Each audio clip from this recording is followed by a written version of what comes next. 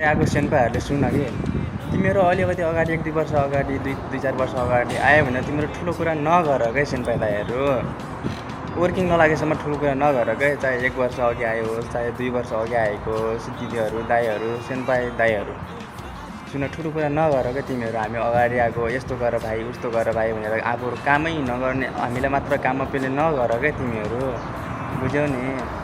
तिमीहरू अलिकति अगाडि आयो होला ठिक छ, जबसम्म वर्किङ लाग्दैन नि तबसम्म म तिमीहरू कसैलाई पनि ठुलो मान्दैन कि, बुझ्यौ नि। त्यही भएर अलिकति ठुलो गर्ने, हेप्न खोज्ने, पछाडि आएकोलाई क्या हेप्न खोज्ने अलिकति हुन्छ नि त तरिका। सेन्पाई भएर अलिकति नेपाली हो यार, नेपाली राम्रोसँग सिकाउँ, अलिकति काम राम्रोसँग सिकाउँ, राम्रोसँग आफू पनि गरौँ, मिलेर गरौँ भन्ने छैन है। हेपेर चाहिँ पछाडि आएको भर्खर नयाँ आएको म त नगर्ने, यसलाई म गरे यस्तो गर्छु, यसलाई मात्र गराउँछु भनेर हेप्न नखोज क्या तिमीहरू, बुझ्यौ नि।